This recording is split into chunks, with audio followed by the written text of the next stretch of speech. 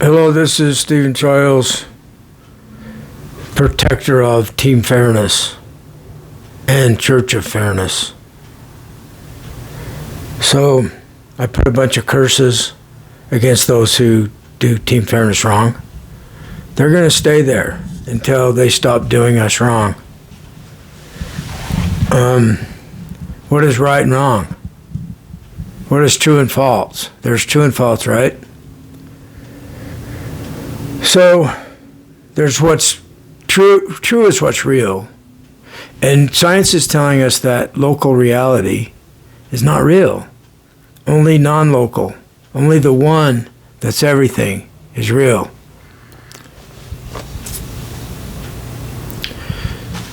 So as what this means is there's not a division between subject and object. There's no difference. There's only the one. So the subject is the object. The object is the outside world. And the subject is our inside world, our mind. And in this idea that there's just the one thing, our mind is the outside.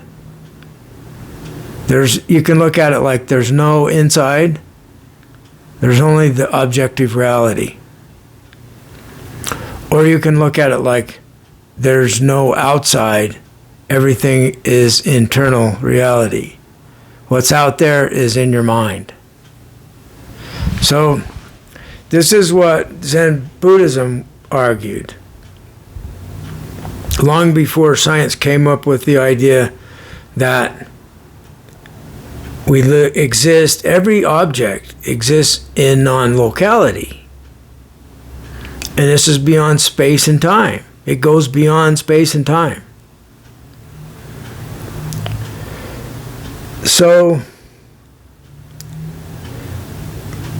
right is true and wrong is false. Now, if somebody stomps on your toe because they're mean and they like to see you in pain, they did you wrong, and you know they did you wrong. It's true that they stomped on your toe because they're mean. So we're saying that this is a fact of this story, this thought experiment.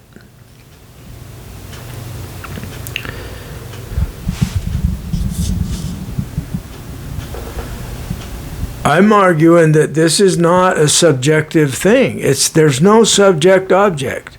There's just the experience we have.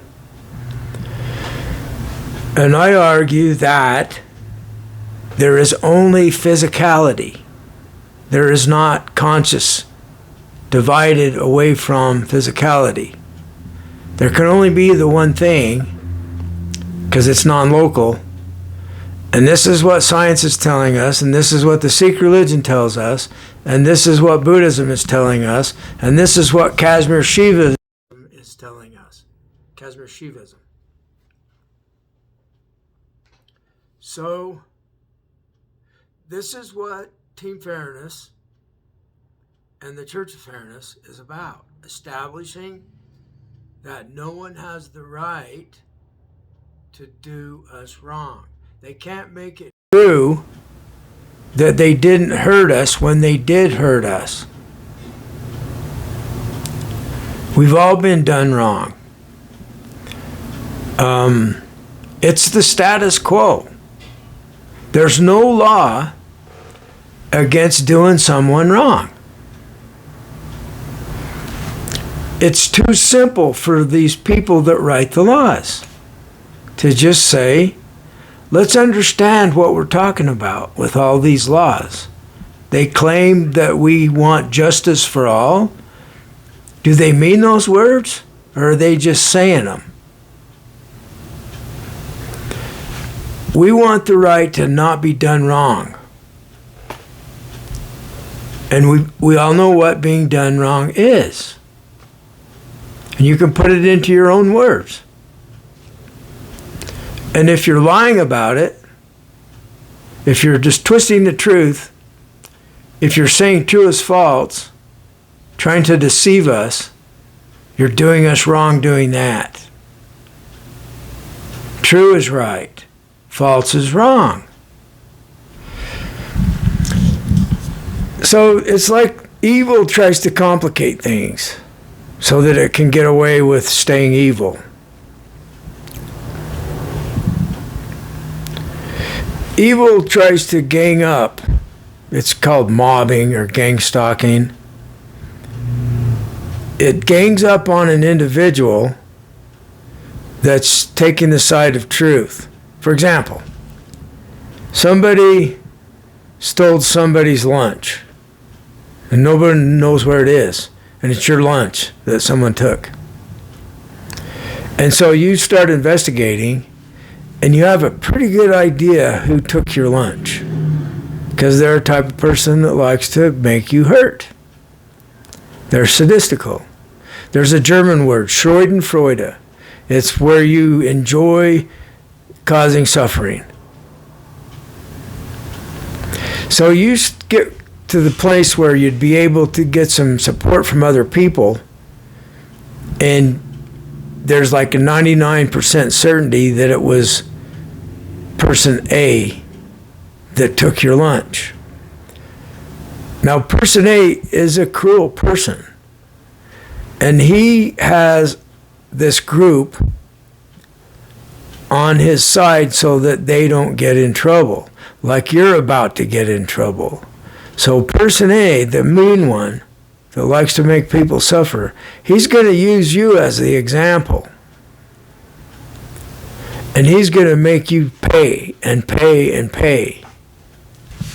So that's what happens in gang stalking and mobbing. It happens at the place of employment. In Utah, there's some laws against gang stalking at the place of employment. Now, we live in an age where we have MRIs. They can make a recording of your mind in processing information. People that were done wrong and was continued to be done wrong as a child because their parents were narcissistic and they wanted to break the spirit of the unruly child. And so the child is always walking on eggshells, and the parents enjoy hurting their own child. They're narcissistic. It does physical damage to the brain. I think it's the amygdala is smaller than on people that were not done wrong over and over again. So what I'm arguing here is when someone does you wrong, they lie about you didn't pay the payment, or they lie about something and they get you in trouble because they're basing you're in trouble because of their lie. And so you can't do anything about it legally. There's no law against them doing that. There's no law against lying. If they would have broke your leg so you have physical bodily damage and there's witnesses as to what happened, so you can prove beyond a reasonable doubt that the person broke your leg, then you can sue them in a civil court and whatever other laws apply. Okay, so I'm arguing that because we have MRIs, I'm looking forward to the day that somebody makes a case because they have a shrunken amygdala, if I'm saying it correctly. There's an aspect of the mind, the brain rather, that doesn't develop properly because of abuse. And this is just the first example of science finding evidence of physical damage it's called the brain, that is physically damaged when the mind is done wrong. It damages the brain. It's physical.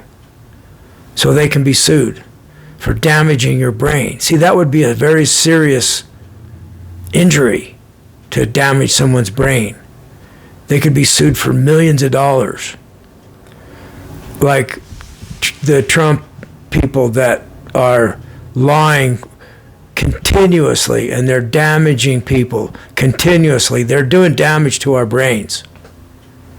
We can sue them. Look into this. Thank you.